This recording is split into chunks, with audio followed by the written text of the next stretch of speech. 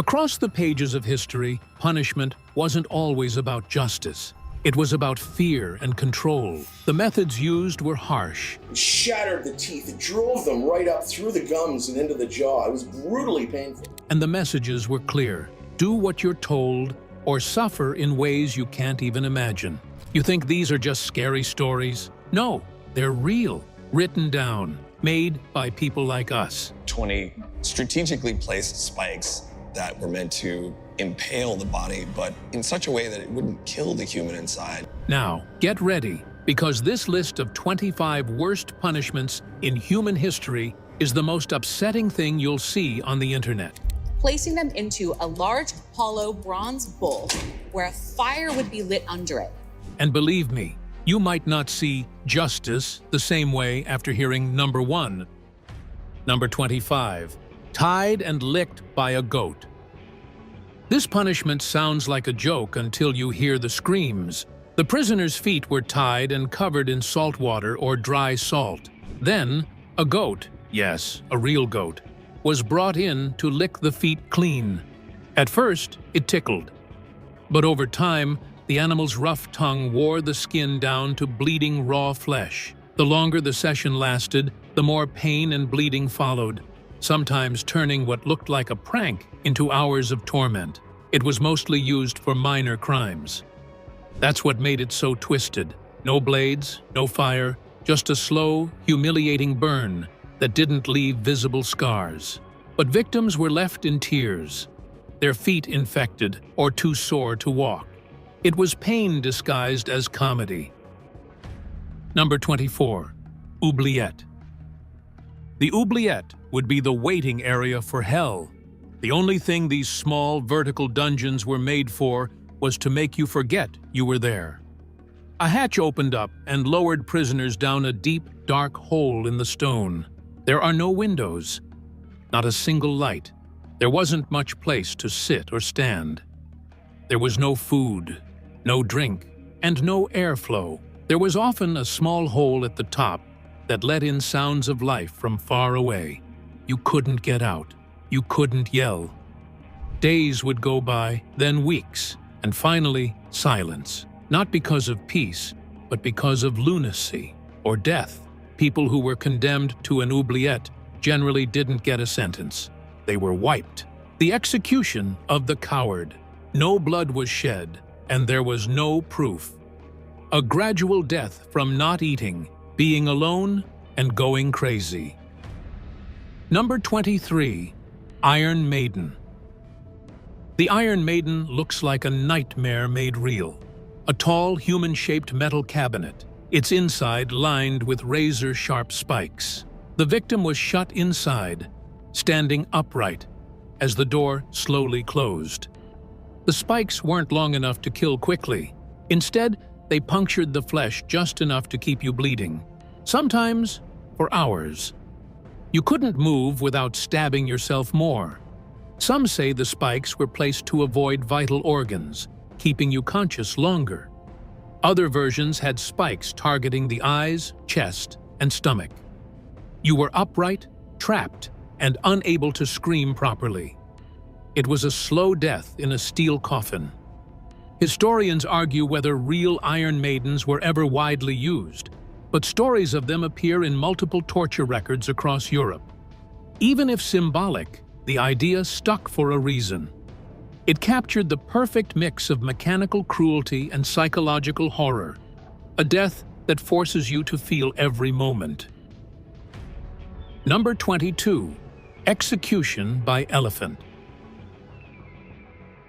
In ancient South and Southeast Asia, elephants weren't just used for war or transport.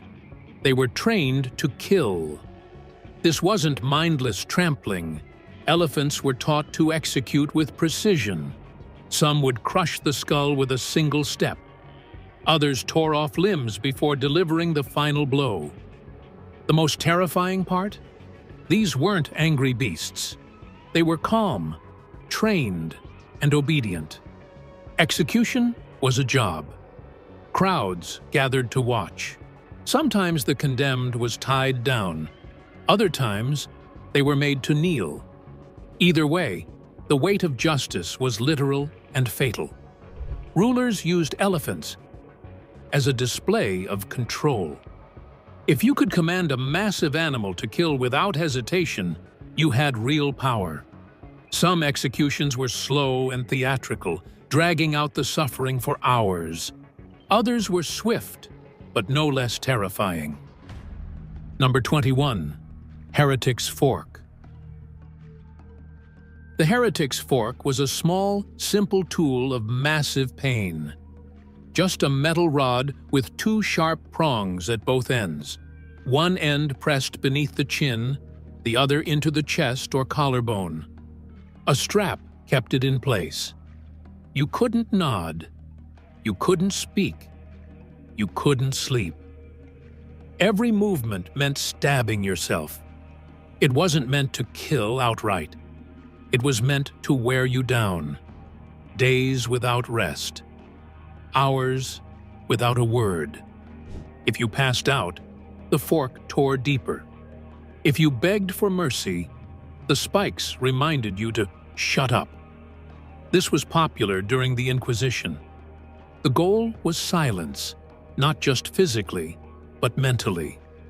You were trapped in your own body, held still by pain, robbed of expression, and punished for belief. Number 20. Keel hauling. In both the Dutch and British fleets, keel hauling was one of the worst things that could happen to a sailor. The person was tied down with ropes and pulled from side to side under the ship, moving across the sharp, barnacle-covered bottom. These barnacles cut through skin and muscle like underwater blades. Many people didn't make it through. They either drowned or bled to death before they got to the other side. People who did survive were often crippled for life and left with scars and torn flesh that would never go away as a cruel warning to others on board. Not only was this penalty rare, but it was also done for show. People on the ship would gather to watch, and the act itself was slow and careful. Number 19. Gibbet. Gibbeting was more about making an example than ending someone's life. After execution, usually by hanging, the criminal's body was placed in a metal cage and suspended in a public place. There it stayed, rotting slowly in the sun and rain, sometimes for weeks or months. Birds and rats picked away the flesh, and the stench was impossible to ignore. Passers-by were forced to look, a visual reminder of what happened to thieves, pirates, and murderers. These iron cages weren't hidden. They were often set near roads or harbors.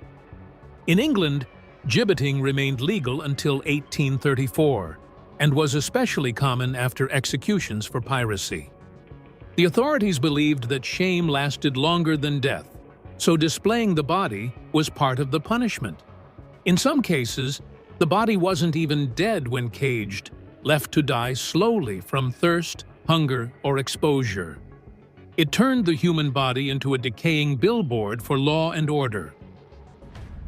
Number 18. The rack. The rack was a wooden frame with rollers on each end that was used to stretch a person's body beyond what it could do naturally. The rollers were turned in opposing directions, and the wrists and ankles were attached to them. As the stress level rose, joints came out of their sockets, muscles tore, and bones exploded out of their sockets. Victims often fainted from the pain or yelled till they couldn't breathe anymore. Many people never fully healed and were left with fractured bones and twisted spines. Not only did it hurt people, but it was also used to get them to confess. People in medieval Europe, notably during the Inquisition, thought this was a legal means to encourage honesty. The rack turned faster the longer someone stayed quiet. Sometimes the torture didn't stop until the victim admitted to something, even if they weren't guilty. In other situations, the torture itself was a death sentence, even if the person was not going to be killed. Number 17. Judas Cradle. The The Judas cradle was a pyramid made of wood or metal with a sharp point on top. They tied the victim up and carefully lowered them, point first, into their rectum or vagina. The spike went deeper over time because of the weight of the body, which caused a lot of discomfort and damage within. This wasn't supposed to kill right away. It made the pain last for hours or even days. The wound often got infected, which caused sepsis and death. The silence around it made it worse. There were no witnesses or trials for this torture, which was generally done in private. It was meant to harm and embarrass, especially when used against persons accused of sexual offenses or heresy. The pain and humiliation were meant to crush the human soul. Very few people lived through it, and even fewer were ever seen again once it started. Number 16. Breaking wheel. The breaking wheel was a big wooden wheel that was used to crush the corpse. Executioners tied the victim down and broke their arms and legs one at a time with hammers or iron bars. They fractured each limb in several places and then threaded them between the spokes to twist the body in a strange way. Sometimes the wheel was raised on a pole, and the individual who had been hurt was left to die slowly. It could take hours or even days for someone to die, especially if they didn't strike any major arteries. People came out in droves to see it, as if it were a public event. People seemed to be happier the more violent the execution was. Some cities only used this penalty on the worst crimes, like murderers, rapists, and traitors. But justice wasn't always fair, and innocent individuals got themselves on the wheel as well. People saw the display of suffering as both punishment and entertainment, which showed the worst parts of society. No weapon, no blood, just a silent grave swallowing you whole while you're still breathing. Number 15. Iron chair. The iron chair was a torture device with hundreds of sharp metal spikes on it. Victims were bound to the chair, unable to move, as fires were set beneath it. The spikes dug further into their skin, and the heat steadily cooked their flesh. Death was delayed and painful because of blood loss, burns, and shock. People in medieval Europe this chair to terrify others into doing what they wanted. Number 14. Brazen bull. The brazen bull was a hollow metal statue shaped like a bull. The victim was locked inside, and a fire was lit underneath. As they burned alive, their screams echoed through pipes that made them sound like a bull. The Greeks used this cruel device, claiming it was entertainment. Ironically, the man who invented it was thrown into it first. Number 13. Garrote. The garrote was a wooden or metal chair with a collar that strangled the victim. Executioners twisted a rod to crush the windpipe or snap the neck. It was used in Spain for centuries, often seen as more humane than burning or hanging. Victims could die quickly or suffer, depending on how hard the device was cranked. It stayed legal in Spain until the 1970s. Number 12. Poena cullae. Romans used poena cullae to punish those who killed their parents. The condemned was sewn into a large sack with animals like a dog, a snake, a monkey, and sometimes a rooster. The sack was then thrown into a river or sea. Inside, the animals panicked and attacked the person while they all drowned together. It was a chaotic and terrifying way to die, meant to show the horror of such a crime. Number 11. Scaphism. Scaphism was one of Persia's most painful execution methods. The victim was trapped between two wooden boats or hollow logs with only their head, hands, and feet sticking out. They were force-fed milk and honey, which caused diarrhea and drew insects. Their body was smeared with more honey, and bugs slowly ate their flesh. Death could take days as the person rotted alive in the sun. A spike through your body, slowly rising through organs, Vlad the Impaler turned death into psychological warfare. Number 10. Impalement. Not only was impalement cruel, it was also planned. A sharpened stick was thrust through the victim's lower torso, usually starting with the rectum or groin. The idea wasn't to kill someone quickly, it was to make them suffer longer. The stake was slanted so that it would miss important organs, allowing the victim to live for hours or even days. This practice became famous because Vlad the Impaler, the Prince of Wallachia, used it on tens of thousands of people, making forests of corpses. Impalement was scary and public. Victims were left out in the open as a warning. The more important the message, the more embarrassing it was. Bleeding, shock, or birds pecking at the body slowly killed the person. Some of the victims were still alive after 2 days. The punishment was exceptionally severe because it was so exact. Executioners had to learn how to stay away from big arteries. That way, the person would live longer. This made it both torture and psychological warfare. People are still shocked by reports of Vlad's ruthlessness. Impalement wasn't just a European thing. It was also used by the Ottoman Empire and people who lived in ancient Mesopotamia. Sometimes the stake would come out of the chest or mouth. The body was left standing like a creepy statue. This was a mix of anguish, shame, and terror. Number 9. Flaying. Flaying stripped people of their skin, literally.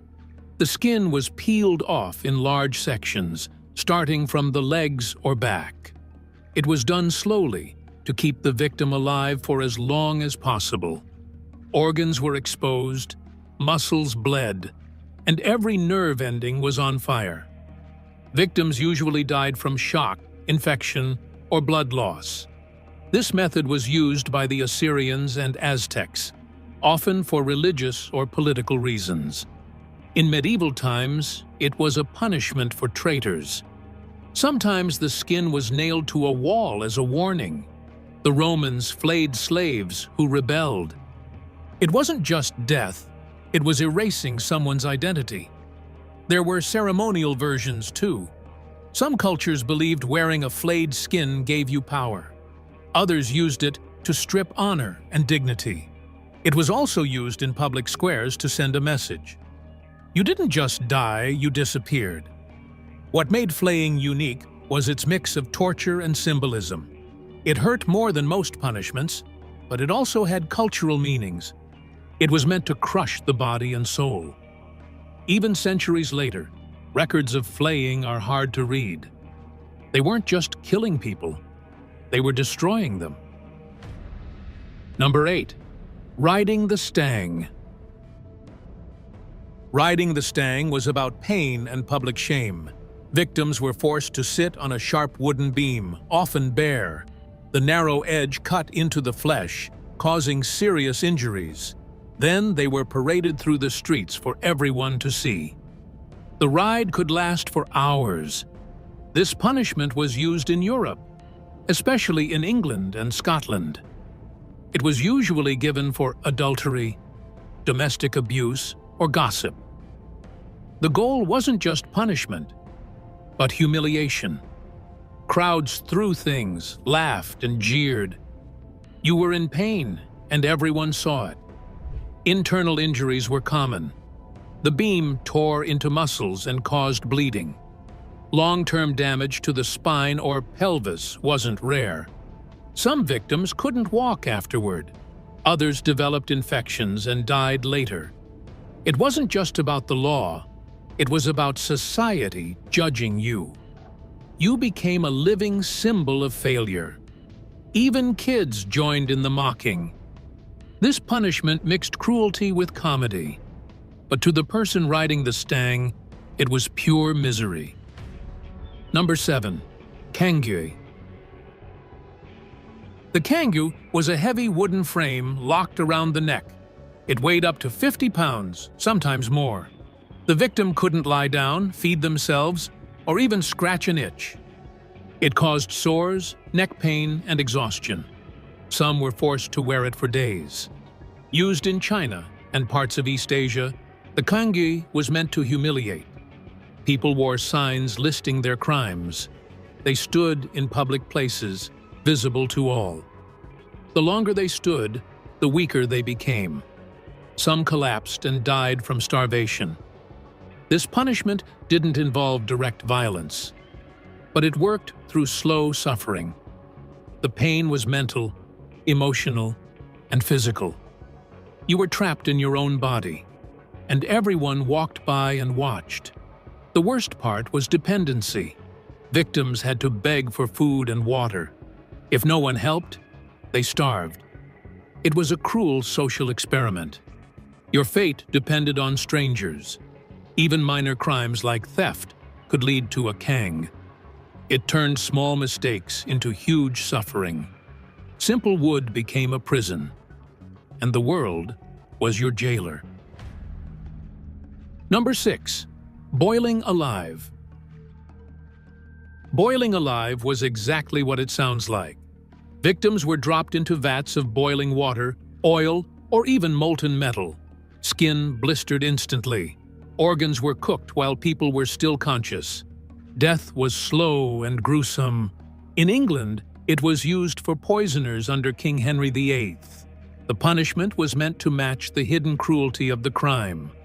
The pot was often large enough for people to watch. Victims screamed until their lungs collapsed. It was public, painful, and unforgettable. Different regions had their own boiling methods. Some tied victims with chains to keep them from escaping. Others dipped them in slowly, piece by piece. Oil made it worse. It burned longer and hotter. The lead made sure no one survived. The smell was unbearable. The flesh melted. Bones cracked under the heat. Onlookers often gagged, but they kept watching. Boiling was outlawed in England by 1547, but other places continued it longer. It was a warning and a spectacle, a punishment so terrifying it didn't need to be used often. Just the threat was enough. They called it justice.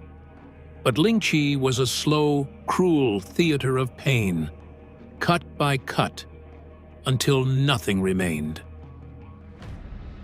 Number 5. Lynching.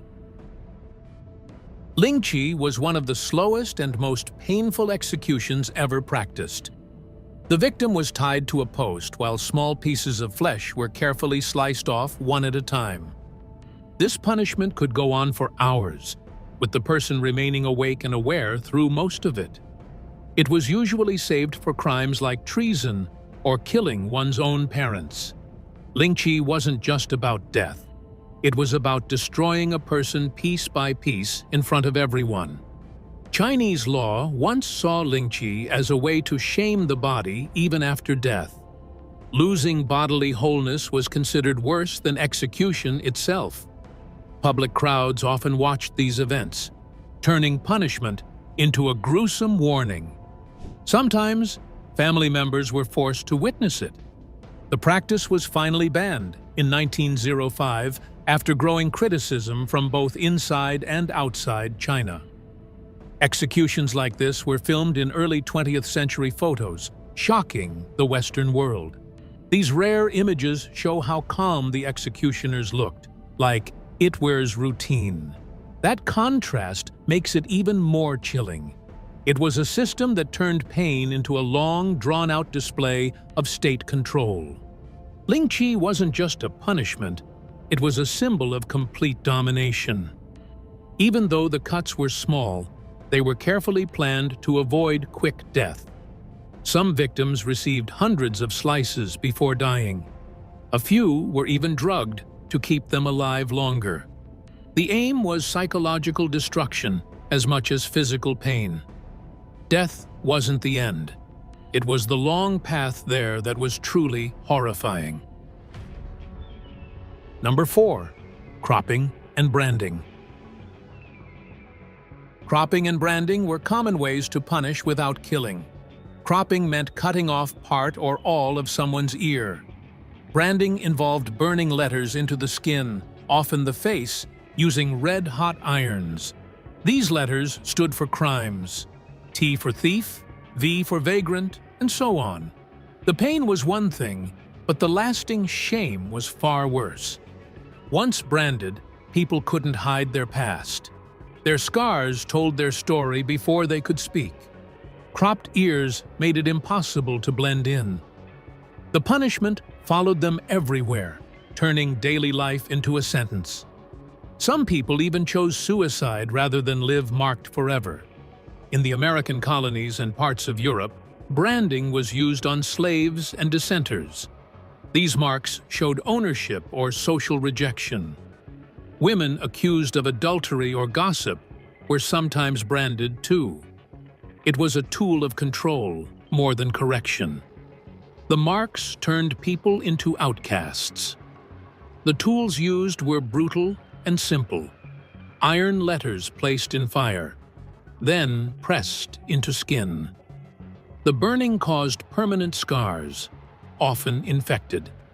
No anesthesia, no treatment, just pain and the knowledge that the world would always see what you had done, or what someone claimed you did.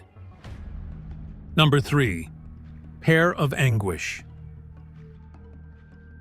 The pair of anguish didn't look deadly at first.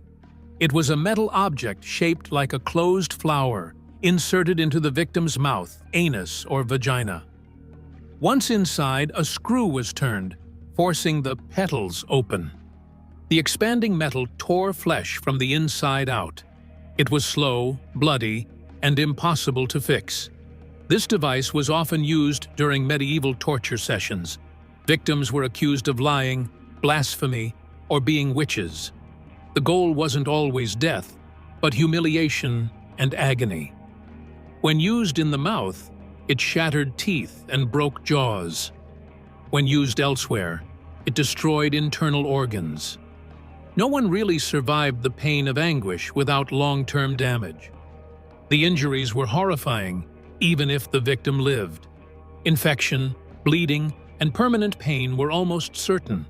The cruelty was in the method, invisible damage that crippled silently. It was pain without visible wounds.